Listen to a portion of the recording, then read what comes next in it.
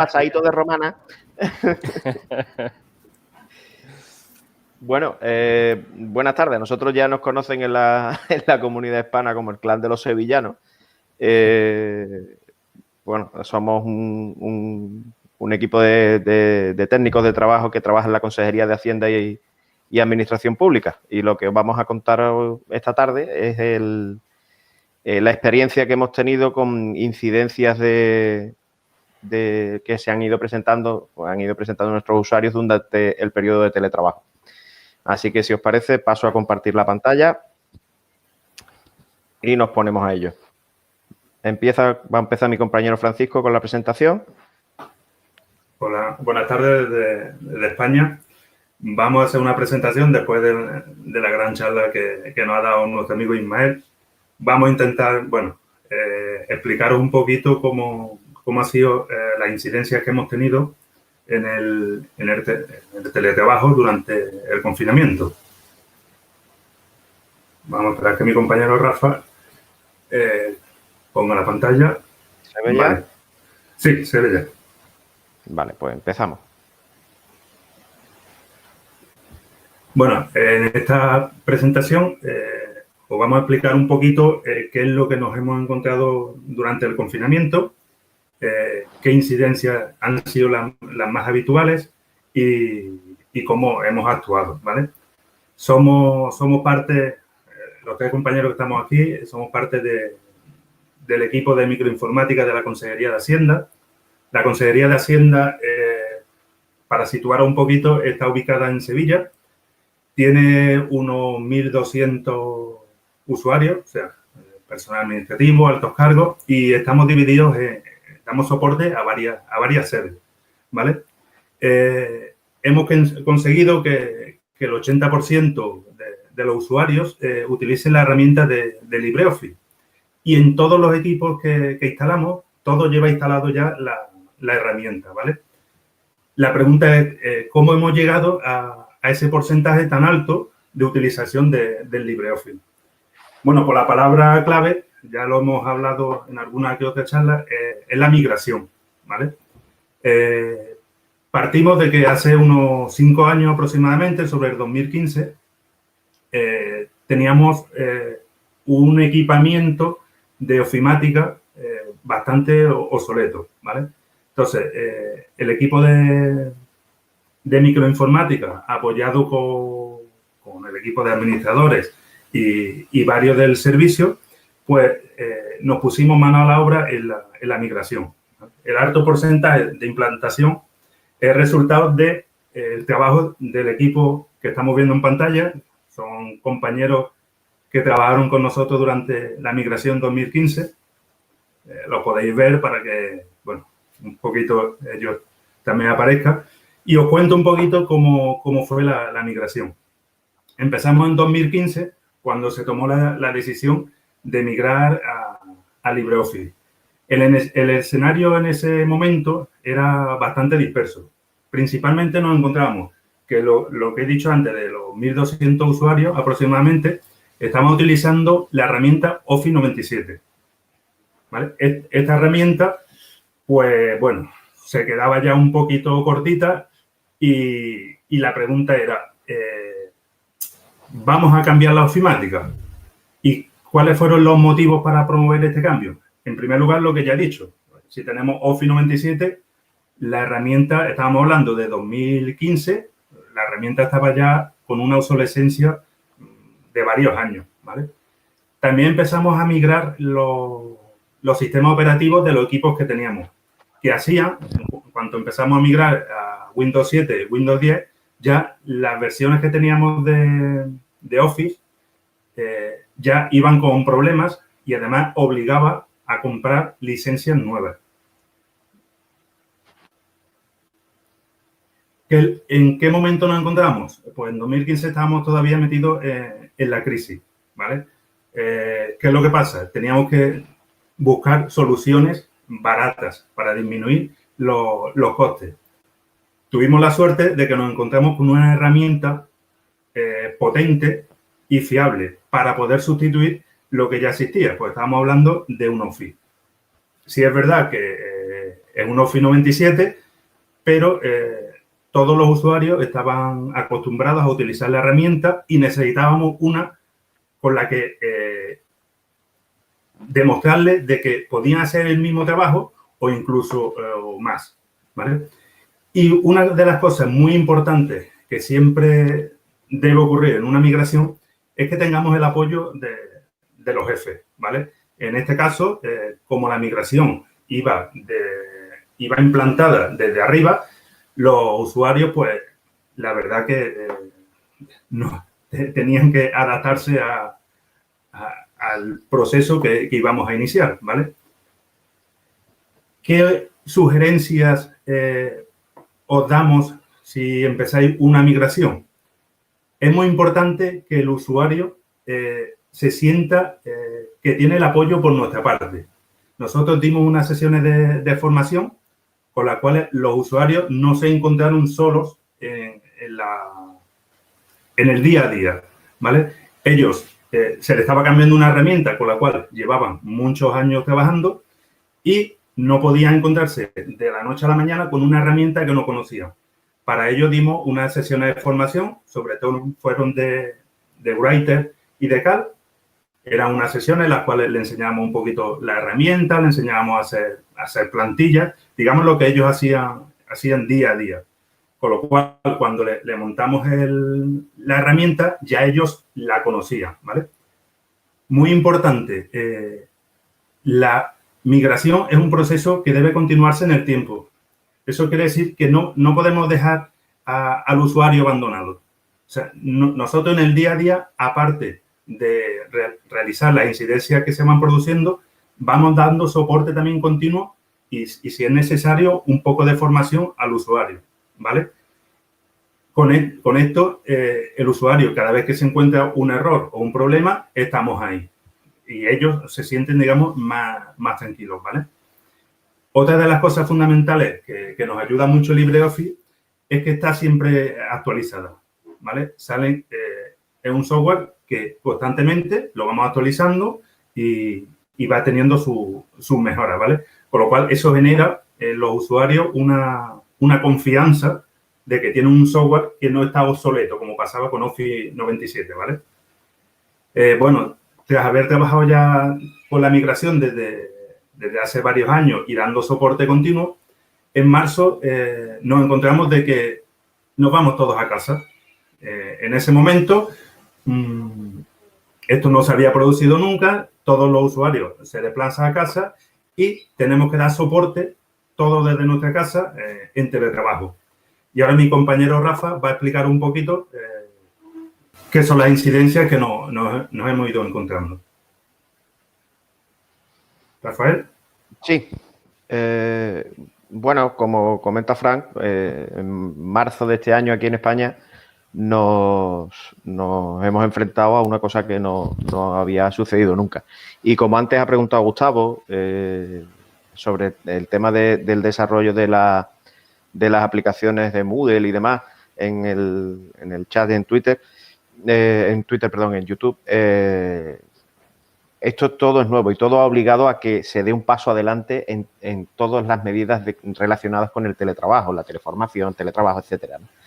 En nuestro caso, pues nos hemos visto eso. Hemos tenido que afrontar, el mismo equipo, hemos tenido que afrontar que nuestros usuarios, tenerlos allí en la sede, nosotros acudir a la sede y tener a los usuarios, por así decirlo, de una forma localizada, pues las incidencias y lo que les iba ocurriendo, pues nos lo íbamos encontrando sin tener a los usuarios allí, con los usuarios en sus casas, con toda la casuística que eso conlleva, porque claro, no todo el mundo tiene las mismas conexiones a Internet, no todo el mundo tiene los mismos medios, no todo el mundo tenía los mismos equipos.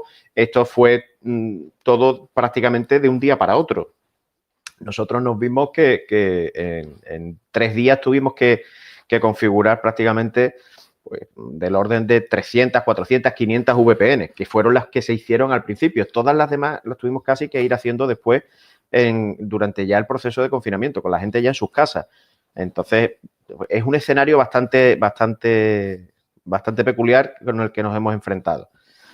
El grueso de incidencias que habíamos afrontado hasta ahora pues como hemos visto en otras presentaciones que hemos hecho anteriormente, se dividían principalmente en el uso de las aplicaciones de Calc y Writer, ya sea porque había usuarios que necesitaban soporte para el uso con Writer, por ejemplo, de creación de documentos y demás, de uso de plantilla, de creación de documentos utilizando estilos, de adaptación de documentos que ya tenían hechos elaborados anteriormente con aplicaciones de Microsoft y adaptarlos a la nueva aplicación, porque claro, había determinados documentos que cuando los abrías con Writer se descuajaringaban, entonces nos pedían soporte para cuadrar y volver a hacer esos documentos, con lo cual mucho trabajo con estilos, mucho trabajo con tipos de documentos, tipos de páginas, etcétera, etcétera, ¿no?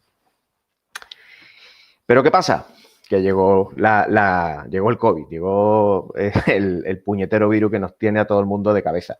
Entonces, lo que decía antes, nos encontramos con una casuística bastante peculiar. Había usuarios que no tenían ordenadores en su casa, había usuarios que se llevaron ordenadores de allí de la consejería, ordenadores ya con un cierto tiempo, pero vamos, que estaban todavía en buen uso. Pero claro, otro tema era la gente de las conexiones a Internet que tenían en casa. Había conexiones a Internet que daban una buena estabilidad, pero había conexiones a Internet que aquello iba a pedales. Aquello para trabajar era una cosa tremenda, ¿no? Entonces, claro, eso hacía también que los usuarios que no disponían de los medios en sus domicilios para trabajar directamente, tenían que conectarse sí o sí vía VPN a sus equipos en la sede en la que estaban desempeñando sus funciones, ¿vale? En cualquiera de las 4 sedes en las que prestamos servicio.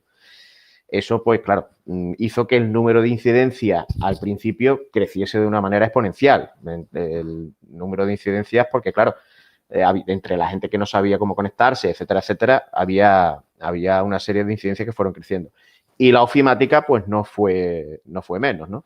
En el caso de la ofimática, se nos dio la situación de que incidencias que pensábamos que ya habían desaparecido porque habíamos ido renovando el parque de equipos y entonces determinadas incidencias ya no se daban, pues volvieron a aparecer, ¿vale? Principalmente provocado por la ralentización a la hora de conectarse los usuarios a los equipos. La respuesta cuando está uno delante del equipo no es exactamente igual que cuando uno está conectado a través de escritorio remoto. ¿Vale? Entonces, ese tipo de incidencias que nos encontramos, pues fue precisamente el tema del bloqueo. Esa es una incidencia que la hemos comentado alguna vez en las reuniones de la comunidad hispana, que es que un usuario ejecuta una aplicación de LibreOffice y no se termina de abrir la ventana, tarda un poco. ¿Y qué pasa? Pues que piensa que no le ha dado a abrir, le vuelve a dar y vuelve a darle. Y como ve que no se abre la aplicación y el documento, por ejemplo, es un documento de Writer, pues ahora lo intento con una hoja de cálculo. Y tampoco se abre porque, claro, ya está encolado todo lo anterior. Pues es que la hoja de cálculo tampoco me va. A ver si va a ser que es del Calc. Voy a probar con una presentación de Impress. Y tampoco se va. Y se van encolando y se van encolando y se van encolando esos procesos. Eso hace que ya no se abra absolutamente ninguna aplicación de LibreOffice. Se quedan todas encoladas y eso ya deja de funcionar. Forma de solucionarlo. Pues, a ver, mediante la conexión, que claro, aquí teníamos que hacer lo siguiente, aquí teníamos que rizar un poco el rizo. Aquí nosotros estábamos, en algunos casos, la mayoría de los compañeros estaban en sus domicilios, teletrabajando también, había algunos que alternábamos el teletrabajo con trabajo presencial, pero la situación pasaba por nosotros desde nuestro domicilio conectarnos al portátil o al ordenador del usuario que estaba en su domicilio y desde allí, con su conexión por RDP o por el escritorio remoto al ordenador de la sede, conectarnos y matar los procesos que se habían ido quedando abiertos. Matar los procesos me refiero a finalizar esa realización de esos procesos. Claro, había veces que el usuario cuando llamaba, pues llevaba ya un buen rato, o cuando se le podía atender, llevaba ya un buen rato parado y nos encontrábamos con que había 20, 30 procesos que teníamos que ir matando. En muchas ocasiones, esa solución que nosotros le dábamos de matar los procesos, pues prácticamente en función del número de incidencias, de cómo nosotros viésemos, porque claro, cuando tú te conectas y hablas con un usuario para atenderle una incidencia, según el tono, las reacciones del usuario, tú sabes la situación en la que se encuentra, ¿no? De urgencia, etcétera, etcétera, vas captando, ¿no? Entonces, claro, el en función de cómo viésemos en esa situación, pues optábamos bien por ir matando esos procesos, ir cerrando esos procesos uno por uno, hasta que dábamos con el proceso que se había quedado bloqueado originalmente. Y a partir de ahí, el resto de procesos que estaban en cola, una vez que cerrábamos ese, el resto de procesos empezaban a ejecutarse. Entonces, claro, le decíamos al usuario, mira, esto es lo que te estaba pasando, que quizás habías tenido un poquito menos paciencia de lo normal y esto pues se te había quedado bloqueado aquí y estaban colando al resto. Pero en otras ocasiones, si veíamos que el usuario estaba un poquito más necesitado de tiempo, directamente le decías, mira, te voy a mandar un reinicio a tu equipo, reiniciamos la máquina y cuando la reiniciemos verás cómo eso está solucionado. Y en el 100% de las ocasiones también conseguíamos que el usuario volviese a estar operativo. ¿Qué pasó? Que esa parte, esa incidencia principal que nos encontramos, pues bueno, esa ya la tuvimos más o menos controlada. Cuando pasaron ya las 2 primeras semanas, 2-3 primeras semanas de confinamiento, empezamos a tener una peculiaridad, que claro, los ordenadores de los usuarios no se apagaban a diario como se hacía cuando estaban los usuarios allí, en la sede, ¿vale?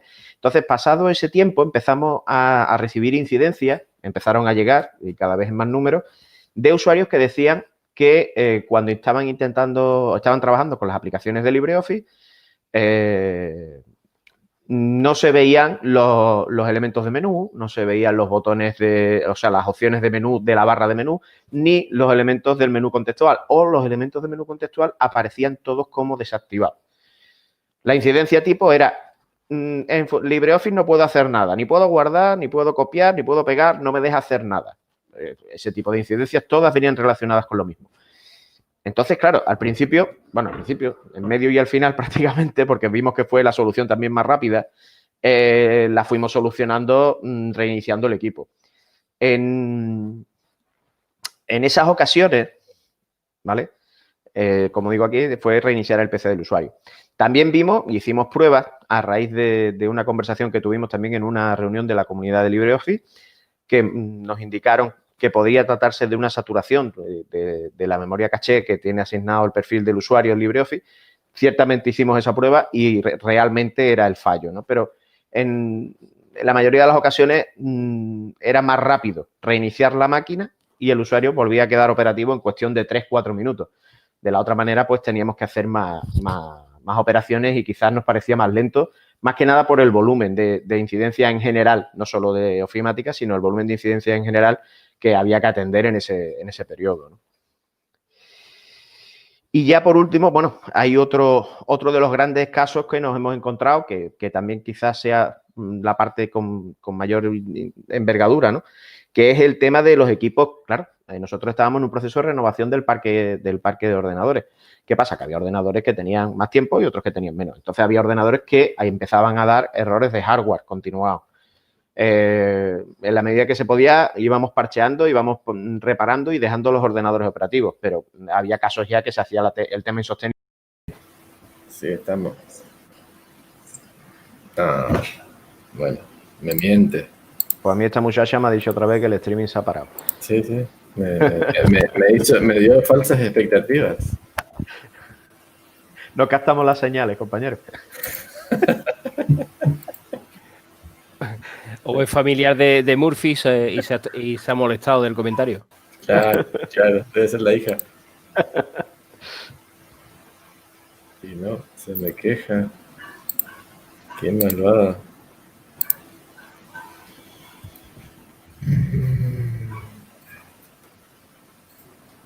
Menos mal que estas tonterías solamente las estamos escuchando unos cuantos. Claro, por supuesto. Solamente por eso ahora mismo están todos los de YouTube esperando. Uy, ¿qué ha pasado? ¿Qué ha pasado? Creo que se está transmitiendo ya en YouTube, ¿eh? Sí, ¿no? O sea que... Sí, se ha escuchado. Sí. Se ha escuchado lo mío. ¿Está en vivo? Efectivamente. Bueno. No hemos quedado entonces. Entonces me está mintiendo porque me dice que no puede conectarse y resulta que está transmitiendo. O sea. Definitivamente no captamos las señales, Daniel. Bueno, muchachos, todo suyo, siguen adelante. Continuamos con tu permiso. Por la parte, iba por el tema de que nos enfrentábamos a esos equipos que estaban dando continuos fallos de hardware y que necesitaba ya de que ese equipo se sustituyese por una máquina nueva. ¿Qué pasa? Pues que este proceso normalmente lo solemos realizar con el usuario. ¿Por qué? Porque le vamos preguntando, bueno, ¿y qué aplicaciones sueles utilizar? ¿Utilizas la combinación de correspondencia? ¿No la utilizas? ¿Utiliza bases de datos? ¿No las utiliza? Etcétera, etcétera. Hacíamos exportaciones también de si es su certificado, qué impresoras tienes, qué impresoras dejas de tener. Aquí, cuando el equipo empezaba a fallar, el usuario no se podía conectar. Entonces, ni en remoto nosotros podíamos establecer la conexión con él para que nos fuese indicando, con lo cual el cambio lo teníamos que hacer de una forma más drástica, ¿no? Más rápida, ¿no? Siempre, claro, intentando salvaguardar, salvaguardando la información del usuario y tratando de que el cambio fuese lo más rápido y lo menos invasivo posible, ¿no? Y uno de los elementos de LibreOffice que más nos ha dado quebradero de cabeza después de esos cambios son los usuarios que utilizaban las herramientas de combinación de correspondencia en Writer, ¿vale? Y a partir de aquí, pues va a ser Antonio el que va a seguir con esta parte, ¿vale? Que él se ha currado un poquito más este tema. Antonio, ¿sigues tú? Dejo yo de compartir mi pantalla. Venga, perfecto. Ya tengo yo la mía compartida en el mismo punto que la tienes tú.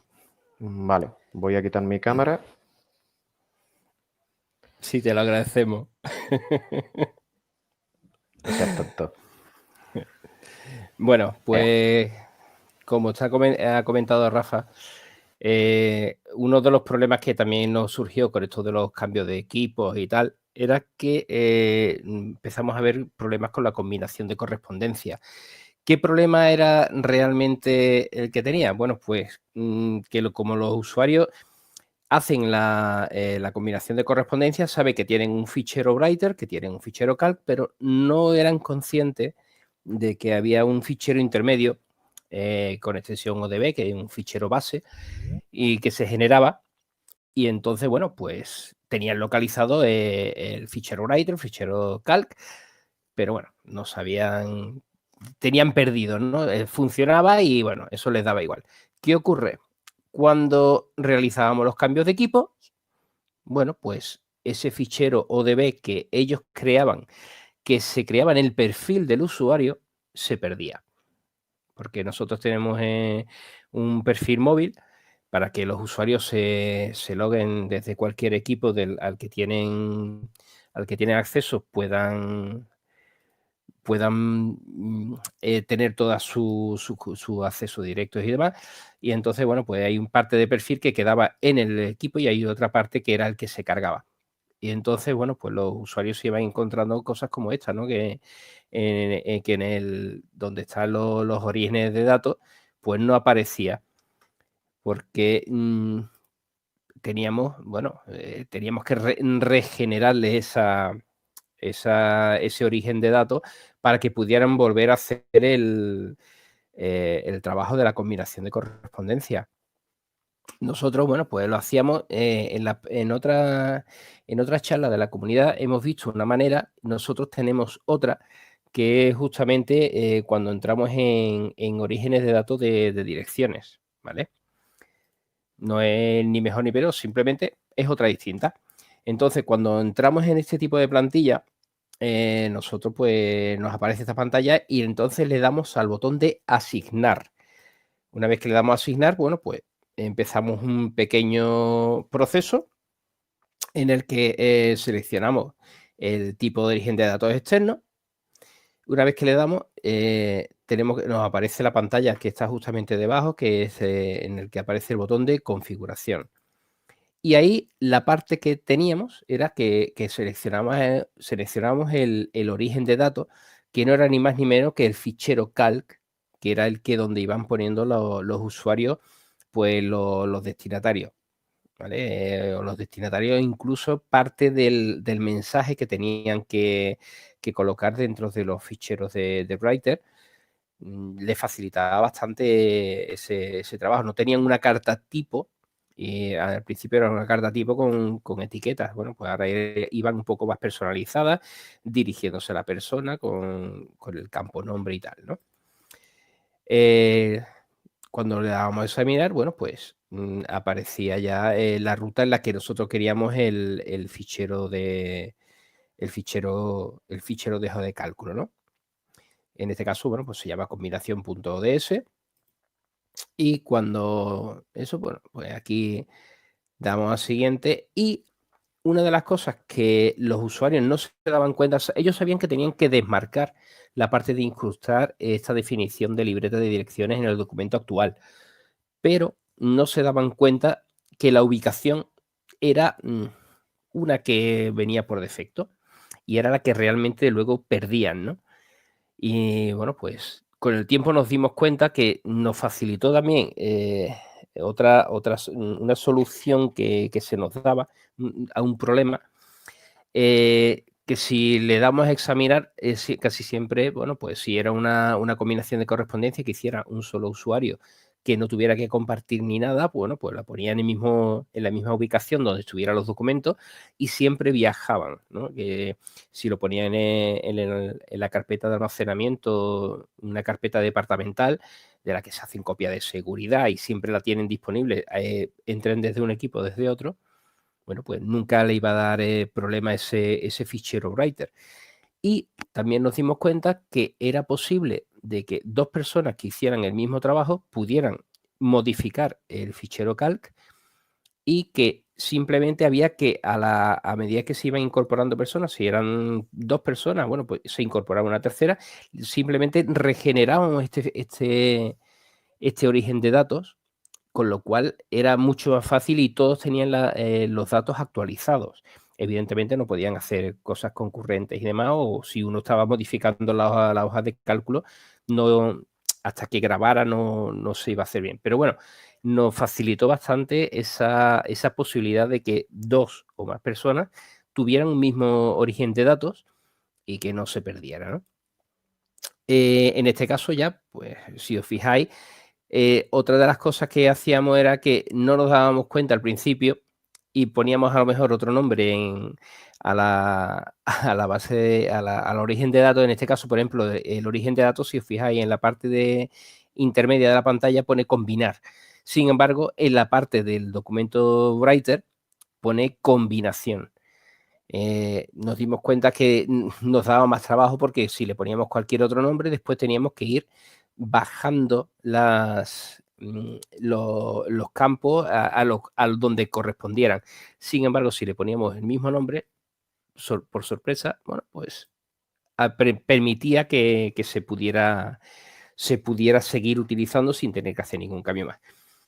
Entonces, a partir de ese momento, bueno, pues a nuestros compañeros del equipo de micro, bueno, pues le dijimos cómo lo tenían que hacer y a la hora de realizar los cambios en el equipo y demás, bueno, pues cómo había que hacer la regeneración de esos orígenes de datos, e incluso había algunos usuarios tenemos algunos usuarios avanzados, ¿no? Que a ellos les gusta aprender y además que van por buen camino, Y bueno, pues nada, pues no solamente era cuestión de tener dónde se encontraban los ficheros de Writer y de Calc, sino que también, bueno, pues teníamos que tener en cuenta dónde teníamos esa hoja de cálculo, ¿no?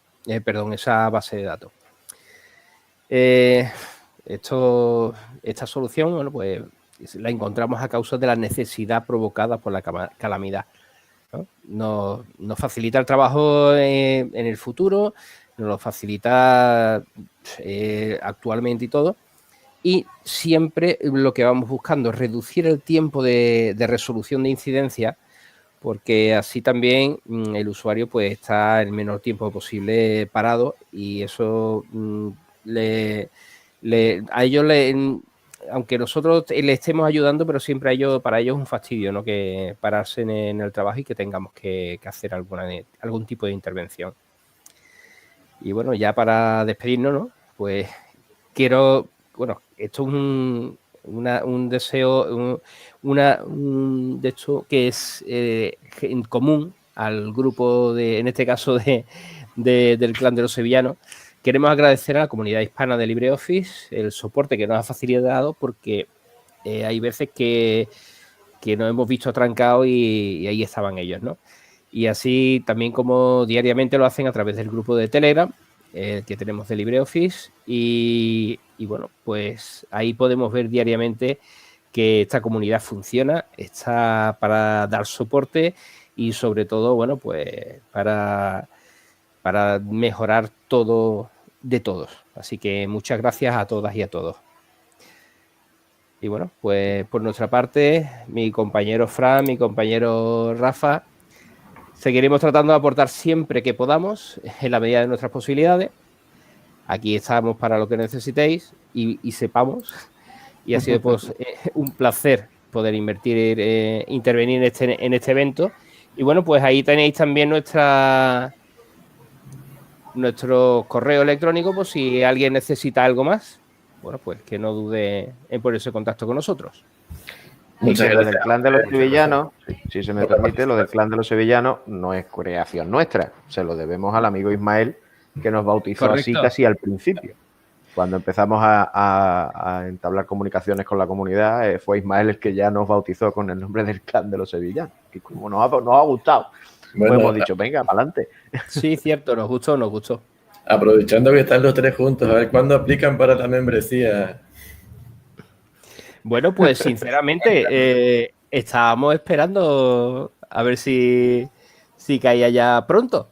Así que ellos estaban esperando para la certificación, están en proceso de certificación, Antonio y Fran. Eso, correcto, perdón. Y bueno, en principio, pues eso, el tema ya de membresía, pues en el momento que, como ya hemos comentado en otras ocasiones, queremos ir paso a paso. Queremos ir paso a paso porque tampoco somos, o sea, el tiempo de que disponemos no podemos colaborar todo lo que quisiéramos. Entonces, queremos ir poco a poco. Está bien, perfecto. Muchísimas gracias, muchachos, por la presentación, por la posibilidad que nos dan de escucharlos y de conocer su experiencia. Gracias a vosotros. Gracias a vosotros. Por